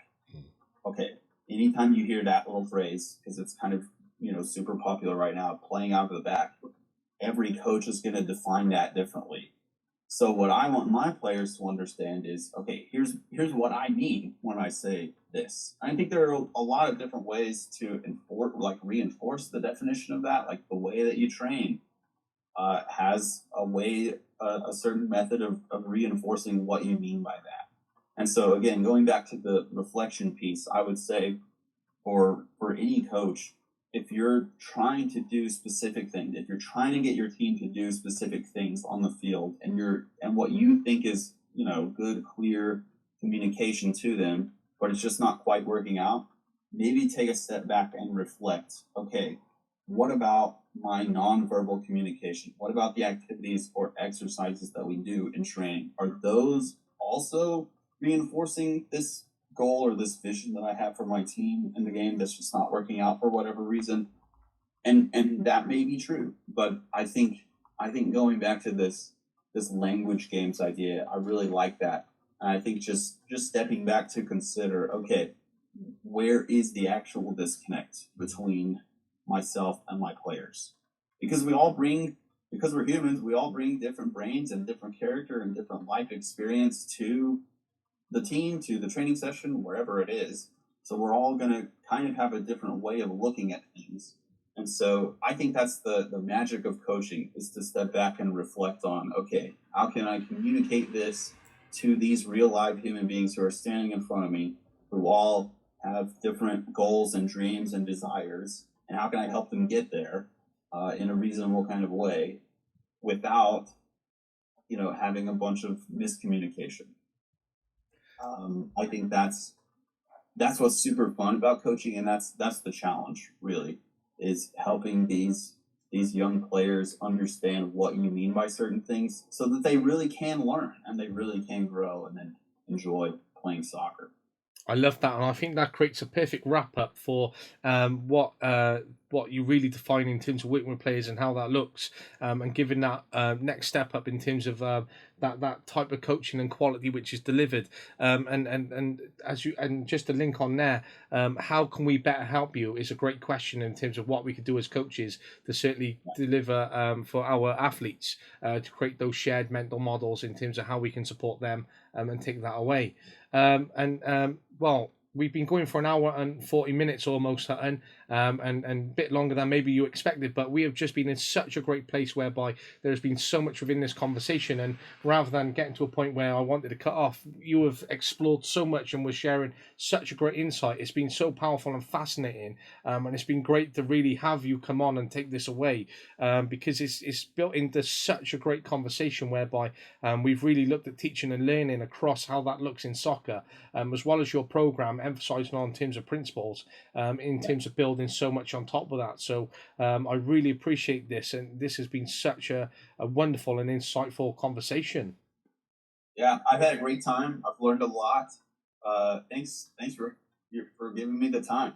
I really appreciate it. Well, it's an absolute pleasure, and I'm glad you could come on. And I'm just going to throw some quick fire questions at you, as I do with every coach. Sure. So let's bounce. If you had to have someone describe you in 3 words, what 3 words would they be? If I had to have somebody describe me in 3 words, I would say kind, thoughtful, boring. I don't know. Kind and thoughtful, and I don't know. Kind and thoughtful. That's 3 words. There you are. I love that. If you could move to any country to coach, where would it be? If I could coach in any other country, it would be.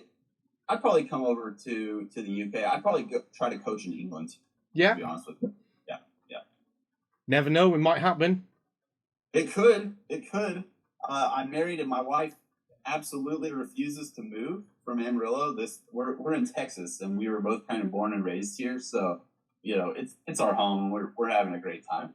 But yeah, I'd have to think of kind of thoughtful ways to convince my wife to move overseas, I guess, before it could happen. But you never know. Never say never. You never know. Good luck with that, and who knows? If I had to take a picture of where I currently am right now and where you're at, I'm sure the answer would be a solid no.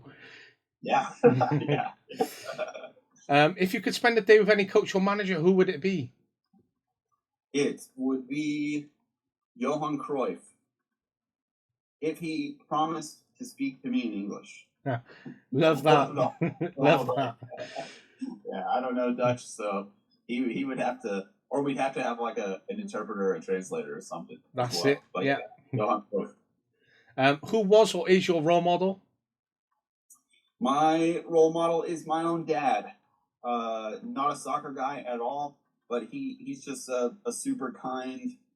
He opens his heart to everybody. He's I guess a pretty powerful kind of businessman, but does it in a really respectable way with a lot of integrity. And so, yeah, when I think of people I look up to, the person who's had the most influence on who I am currently as a person and who I want to be as a person, it's my dad. I love that, and really love a personal one as well. If you could go back and you had an opportunity to be a full-time professional player, or you had the opportunity of just being a full-time professional coach for the rest of your life, which would you pick? I'd pick coaching for sure. I love playing soccer. It's why I'm a coach right now, but I think I personally, I'm not sure I could survive the cutthroat world of playing professional soccer. But now, even as I say that, it's the same world for coaches. But I think there's more opportunity to learn and grow over a longer period of time as a coach than as a player. I've learned more as a coach than I ever knew as a player, and I've only been coaching for like 10 years. So if I could do that for another 30 years or so, even at the professional level, I think that'd be fantastic. Well, if you've only been coaching for 10 years and this is where you're at and you currently go for another 30 years, then I'm sure we're seeing the next Pep Guardiola of America. Oh yeah, yeah. We'll see. I don't know. I don't know. Just because I'm American, I don't know if I'll ever quite make that upper tier. But man, if I could just just be myself and have good impact on the student athletes who are in front of me, that'd be enough for me. Well, you certainly are, and I love to hear what you're doing and currently see that. If you had the choice of any job out there in terms of coaching, what job would it be? Any job in terms of coaching, I would say. See, okay, the part of me wants to say like I am actually right now in a dream job. Like I love basically every aspect of the job that I'm currently at because I get basically full autonomy to create a curriculum and train my team however I want them to. But if I could have any job ever, I'd probably want to coach at Barcelona and kind of follow Johan Cruyff and Pep and just see what a good old fashioned American can do over there. I love that, and who knows, Ted Lasso V2. Yeah, who knows? I have actually a local media person wrote up a really kind of interesting story, an article for me over the season, and he did compare me to Ted Lasso. So I don't know if that's good or bad. I heard Jesse Marsh when he was over at Leeds. I think they were calling him Ted Lasso, and that did not work out very well for him. But version 2, more I don't know, more time goes by in between when the show ends and when I get there. Who knows? Who knows? We'll wait and see for that sequel and whether it comes out. Yeah. Whilst you are teaching, and you can do teaching as well, if you weren't, say, coaching and teaching, what else would you be doing?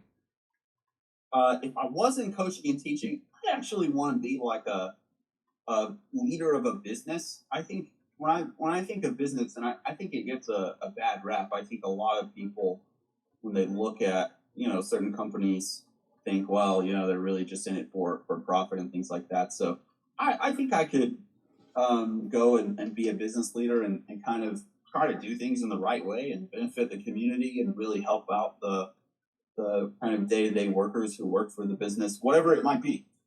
Over the summer, I try to read at least one kind of like personal growth or self-development book, and I read or I am currently reading a book called "It's Not About the Coffee," and it's like 10 leadership lessons from like one of the guys who basically made Starbucks, the coffee chain, into the kind of global phenomenon that it is right now.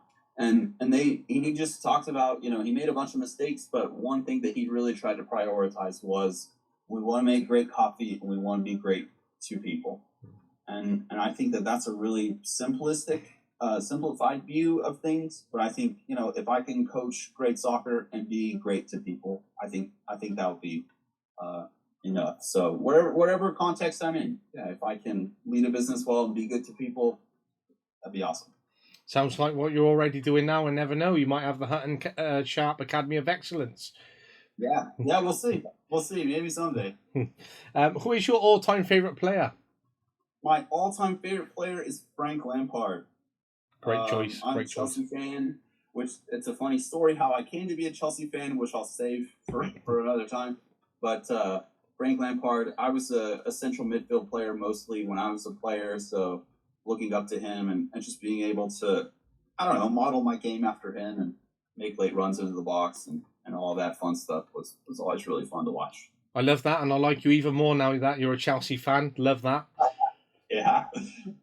Yeah. Hopefully, last year was a bit of a catastrophe for the Blues. Hopefully this year will be a little bit better. Hopefully we will see. Yeah. I think Poch probably an upgrade over Graham Potter, even though I think he got treated a little bit unfairly, but we'll see. You never know. The game is fluid chaos, so absolutely, you never know what's going to happen. Absolutely. Let's see, and let's have some fingers crossed and hope for a better season. Yeah. What is your biggest pet peeve? My biggest pet peeve is when people talk during movies or films, and not just at the movie theater. Like, if we're all sitting down watching a movie in my living room, I want to watch the movie, even if it's a movie I've seen 100 times before. I don't want to hear people talking because, like, these filmmakers and these actors work, and everybody who's working behind the scenes, they work super hard on this film, even if it's not a great film, but they deserve our attention for 90 minutes or 2 hours or however long the movie is, because they put their time and energy and hearts into this thing. So for us to just, put it on the background and then talk over it with our stupid commentary or whatever, that just drives me nuts. I completely agree, and even just the script writing, or the types of words, or the way that is conveyed across, everything that goes into it, just shows the quality. And there was someone significant that I watch a film with, and they start texting during the film, and I'm like, that is so rude. And they're like, no, it's not, and I'm like, it 100% is rude. Yeah, yeah, it actually, or like the way the music swells at certain moments, or like a particular camera shot. All of that stuff really matter. Like the director, the producer, everybody, they're trying to say something in every thing that's going on in the movie. So if we, like you're saying, would you take your phone out to a training session and then in the middle of a coaching point, you'd be like, oh, sorry guys, I gotta send this text message real quick. No, you're not gonna do that. Like, I get that emergencies happen and stuff like that, but I don't know. That just drives me nuts when people just talking during movies. Absolutely, I love that. What is your favorite thing to do in your downtime then? Oh, I read books all the time. I'm basically, if I'm not teaching or coaching or hanging out with my wife and dogs, I'm reading a book. And I read all sorts of books. I love horror books. Actually, that's probably my favorite genre. Just to be scared and stuff like that. But I read all kinds of books all the time and just love it. Love getting into new worlds, and like, it's a good kind of mental break from soccer if I need one, just to jump into a new world real quick and interact with different characters and different settings that I would never come across in my own life. That's something that I just love to do. I love that. What are your 3 non-negotiables then? 3 non-negotiables. Are we talking soccer or are we talking life? You can do both or one or the other. It's entirely up to you. Okay. Let's do... Dude, I don't know about life. So let's do soccer. My 3 non-negotiables. We will always have a soccer ball in training, no matter what. We will always look uniform like a team, and we will, like, I teach, 14 to 18-year-old girls, so one of the things we talk about at the very beginning is there will absolutely be no mean girl behavior. That will not be tolerated at all. So I guess that would be number 2 as far as looking uniform and making sure that, hey, we have a good soccer culture. And then number 3, soccer's a game. We ought to enjoy it. I love that. Number 3, like it's a game, so we ought to enjoy it. We're not going to be mean to each other while we're doing it, and we're always going to have a soccer ball, because that's the most important thing that we can do. I really love that. And what is one thing you enjoy most about coaching? I enjoy hearing from my players. Hey, when we, before you took over or whatever, or just hearing from my players at the end of their journey with us on our team, hearing from them, hey, you helped me love soccer again. Because a lot of players, like we talked about at the beginning of our conversation, they get pretty burned out because they're doing so many different things. So to hear the players and or their parents, I've actually had a couple or 3 sets of parents say, hey, before my daughter got on this team, she was really burned out, she wasn't enjoying it, and now she is enjoying it again. I think that nothing will ever beat hearing from a player, hey, you helped me love soccer more.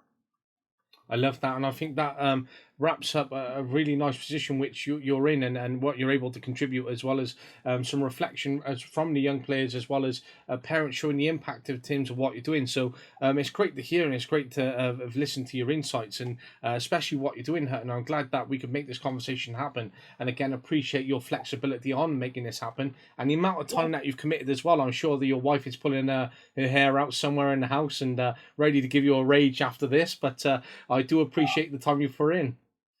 Yeah, I really appreciate it again. Thanks for the opportunity. Thanks for your time. Like I said, I've learned a lot. I follow you guys. I try to listen to as many podcast episodes as I can because I'm also trying to learn as much as possible so that I can grow. So thanks for what you're doing. It's great work. I really appreciate the time. Well, big thank you from me, and I'll definitely stay in touch. But take care, Hutton, and thank you again. Yeah, you as well. Take it easy over there. No worries. See you later. See ya. Bye.